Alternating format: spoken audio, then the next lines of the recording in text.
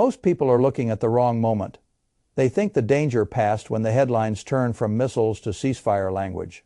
That is not how economic damage works. The military shock is the headline. The financial shock is the lag. By the time the average family feels it, the story will already be old enough for television to stop caring. The ships will still be rerouting. The insurance costs will still be elevated. The energy contracts will still be repriced.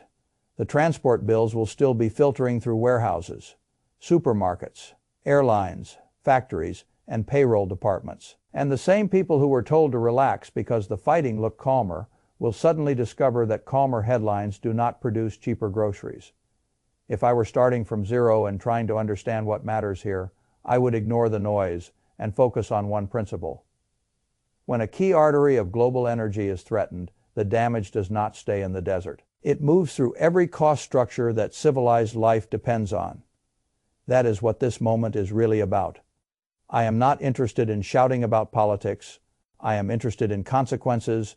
I am interested in what happens to your household budget, your job security, your purchasing power, your savings, and your margin for error over the next 6 to 12 months. Because I think a great many people are about to make the same mistake they always make.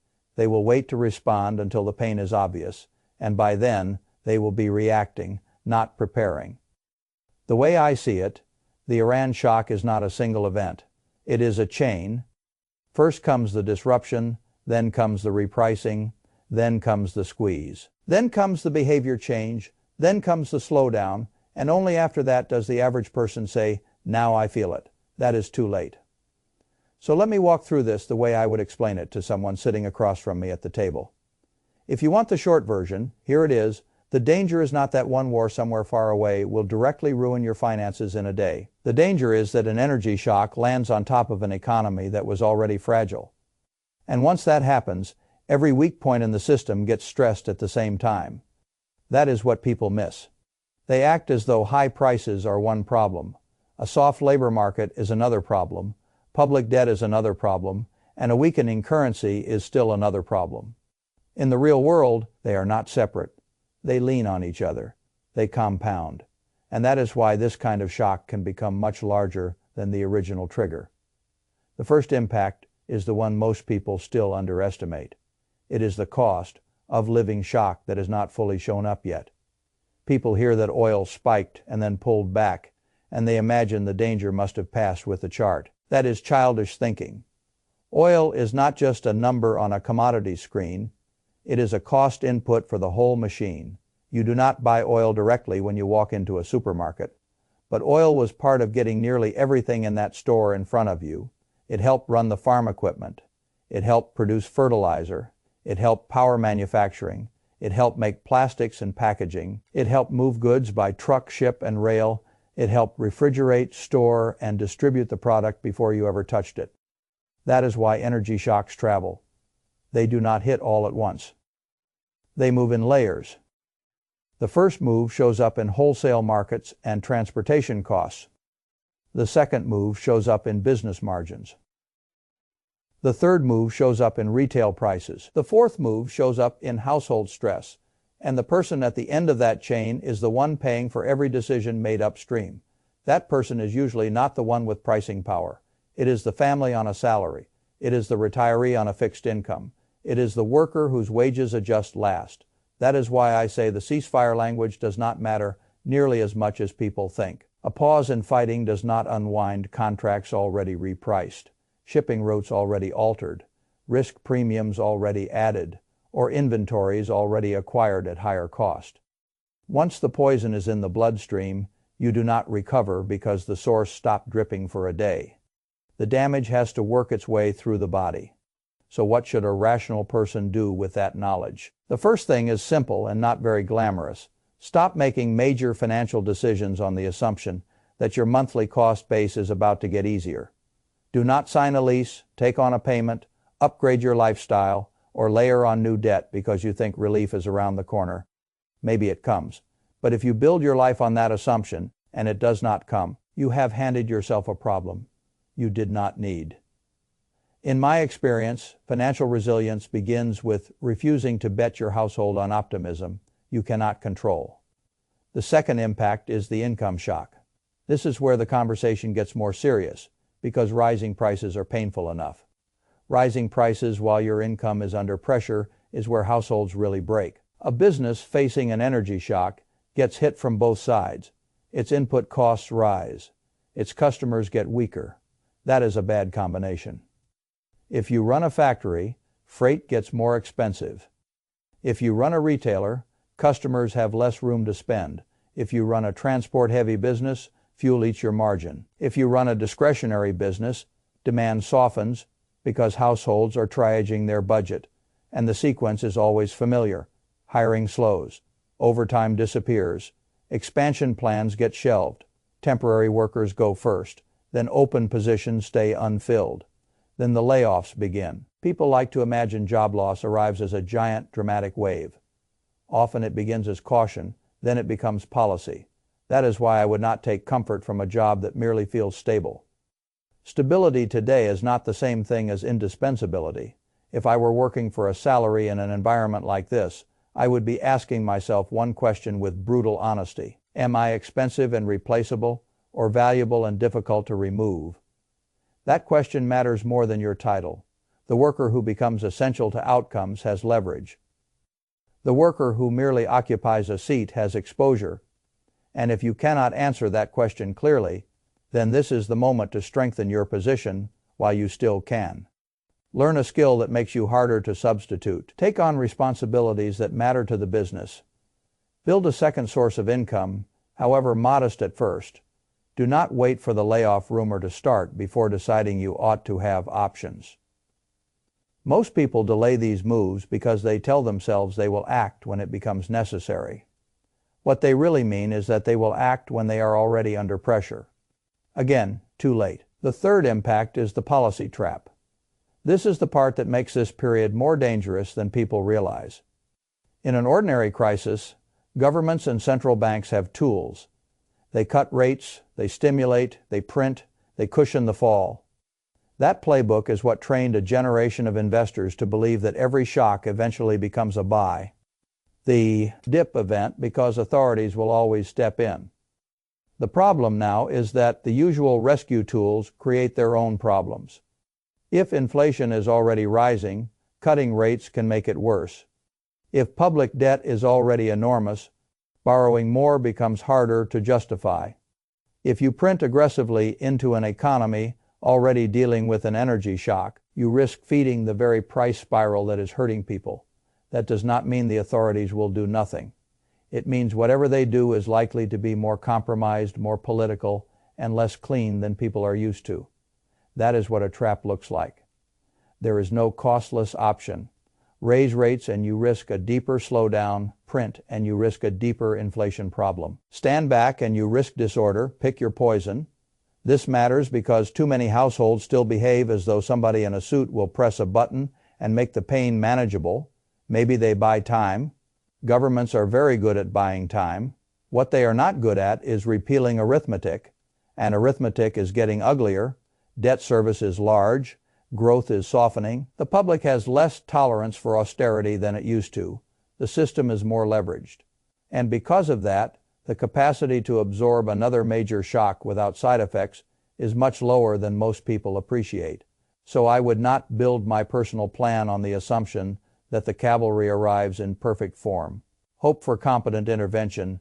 Do not depend on it. The fourth impact is the one economists like to give a name to because naming a problem makes people feel they understand it. That word is stagflation. The phrase is overused, but the structure behind it is real. Weak growth, high prices, falling confidence, a labor market under pressure, and no easy policy response that fixes one side without worsening the other. What makes stagflation so ugly is that it attacks both sides of household life at the same time.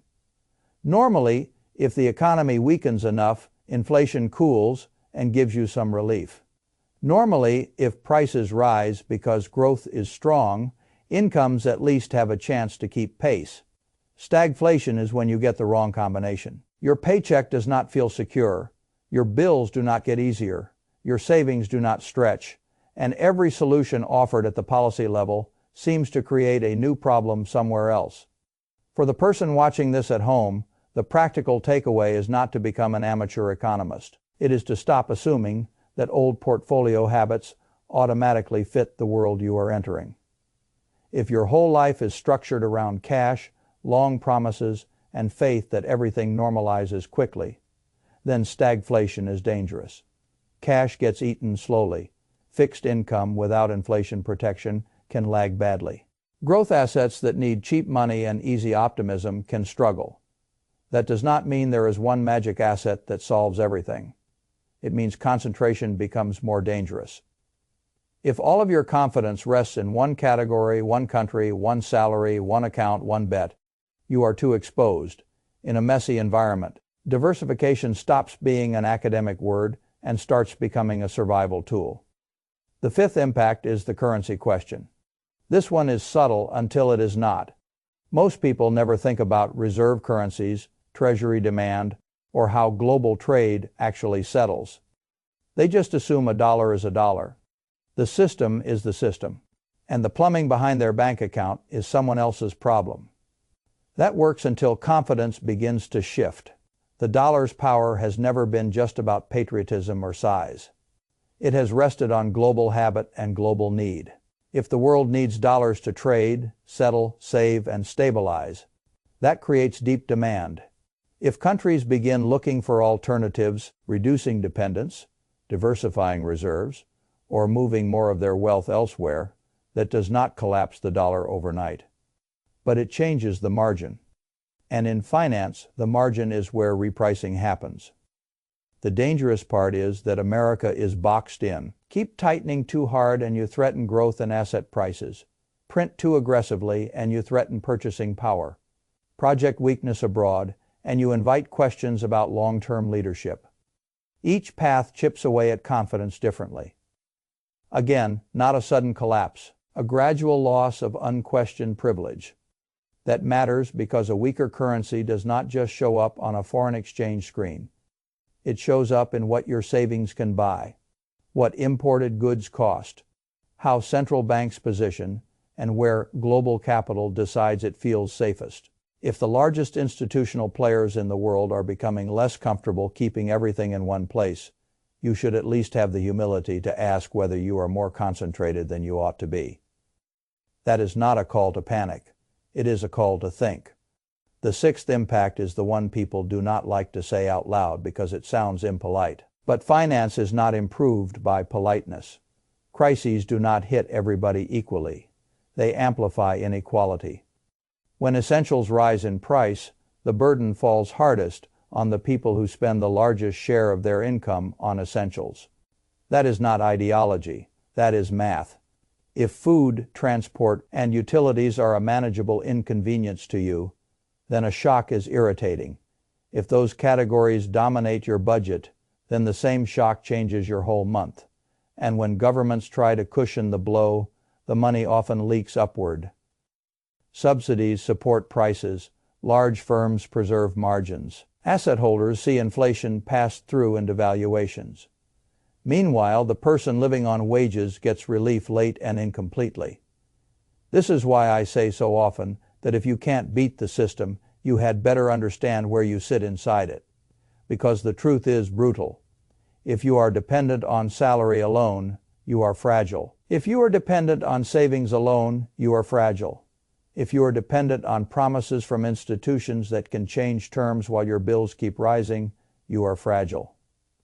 Ownership matters, cash flow matters, productive assets matter, pricing power matters. The people who come through inflationary squeezes best are usually the people who own things the system still needs. A business, a scarce asset, a productive property, shares in companies with real cash generation and pricing power. This is not about becoming reckless. It is about refusing to remain only a wage receiver in a world increasingly structured to reward asset owners. First, if that sounds unfair, it is, but fairness is not an investment strategy. Reality is. So what do I think a sensible person should do right now? First, increase your margin for error. That means more liquidity than you think you need, not because cash is perfect, but because breathing room matters when life gets more expensive and employment feels less certain. Second, reduce avoidable commitments. Every fixed payment you add in a fragile period becomes a potential trap. Third, strengthen your earning power. Make yourself harder to replace and less dependent on one source. Fourth, review your exposures honestly. If everything you own depends on the same benign economic outcome, you are not diversified. You are repeating yourself. Fifth, own some things that do not depend on central bank perfection or media optimism to hold value. Six, stop waiting for permission to take your financial education seriously. That might be the biggest one, because most people do not get ruined by one giant catastrophic decision. They get worn down by not understanding the environment they are standing in. They respond late, they borrow too much, they save in the wrong form, they assume the system will protect them, they mistake calm headlines for real relief, and then one day they realize they have been living inside a slower, moving crisis all along. That is what I want you to avoid. The Iran shock is not only about missiles, maps, or diplomacy. It is about what happens when a global energy artery gets stressed while the broader economy is already brittle. It is about what happens when inflation, weak growth, policy constraints, public debt, and confidence questions arrive together. It is about what happens when the average household discovers that the next phase of pain comes from second-order effects, not breaking news. And it is about one final truth that I think matters more than anything else. The people who stay calm are not always the people who know the least. Very often they are the people who prepared before the consequences became obvious. Do not wait to feel it. By then, the system has already moved against you. Move first, not emotionally, not dramatically, just intelligently, honestly. And while you still have room, that is how you protect yourself when the real shock has already started. Let me make one point even sharper, because this is where people fool themselves. They say, I will just wait and see. Wait and see what? Wait until your power bill is meaningfully higher than the old baseline. Wait until your employer quietly changes tone. Wait until your grocery basket feels wrong twice in a row. Wait until your savings account is earning something that looks decent on paper, while the things you actually buy are rising faster than that yield. Wait until the newspapers finally use the same word for the problem that your household budget has already been spelling out for months. That is not prudence. That is passivity masquerading as prudence. A rational adult does not need certainty to make better decisions. A rational adult only needs enough evidence to improve the odds, and the evidence here is already sufficient. Another thing I would urge you to watch is behavior. In every squeeze, people initially try to preserve their old life. They use the card a little more. They refinance the discomfort with optimism. They call it temporary. They tell themselves next month will normalize. Then the squeeze lasts longer than expected. And what began as a temporary bridge becomes a habit of denial. That is how small budget strain turns into debt dependence. It is why I would treat revolving debt with unusual caution right now. If your income becomes less certain, while your essentials become more expensive, then expensive debt stops being a convenience and starts becoming a compounding enemy. You do not want to be paying high interest in an environment where the cost of being wrong rises every quarter. I would also think carefully about what kind of assets you own, not just whether you own assets. There is a huge difference between owning something productive and owning something fashionable. A productive asset throws off cash, serves a real need, or has some power to reprice with inflation. A fashionable asset often depends on confidence, easy liquidity, and the belief that someone else will pay more later. Those are not the same. When money is easy and narratives are strong, people stop caring about the difference. When the environment hardens, the distinction comes back with a vengeance. That is another reason I keep coming back to boring virtues. Cash flow, quality, margins, low debt, pricing power, useful skills, room in the budget. None of these things make for exciting cocktail conversation. All of them matter when the world becomes less forgiving. There is also a psychological trap here that you need to avoid. In noisy times, people become addicted to updates. Every rumor feels actionable. Every headline feels urgent. Every intraday market move feels like a message. Most of it is static. Your life will not be improved by checking whether some politician used a tougher word before lunch than he used after dinner. Your life will be improved by knowing whether your household could absorb 3 more rounds of higher bills, whether your income stream is resilient, whether you have too much exposure to one outcome, and whether you are building ownership fast enough. Those are the questions that survive the news cycle. Those are the questions that actually matter. I have lived long enough to know that the average person usually gets taught the wrong lesson from periods like this. They conclude that the world is too uncertain, so they freeze. That is the wrong conclusion. The correct conclusion is that uncertainty punishes the unprepared and often rewards the disciplined. You do not need to predict every turn. You do need to tighten your process, spend with more intention, save with more purpose, own with more selectivity, borrow with more caution, work with more seriousness, and think one move further ahead than the crowd. That alone will put you in a very different position from the person who waits for official permission to recognize what is already happening. So when I say the Iran economic shock has just started, I do not mean the sky is falling tomorrow morning. I mean the next phase is quieter, slower, and in many ways more dangerous because it is easier to dismiss. It arrives in invoices, not explosions. It arrives in hiring pauses, not speeches. It arrives in lower purchasing power, not dramatic alerts on your phone. And because it arrives that way, millions of people will underestimate it until the cumulative effect is already embedded in their life. Do not be one of them. This is the time to get smaller where you are overextended, stronger where you are exposed, and more deliberate where you have been drifting. That is not fear. That is adult finance. And adult finance wins when the headlines stop making sense.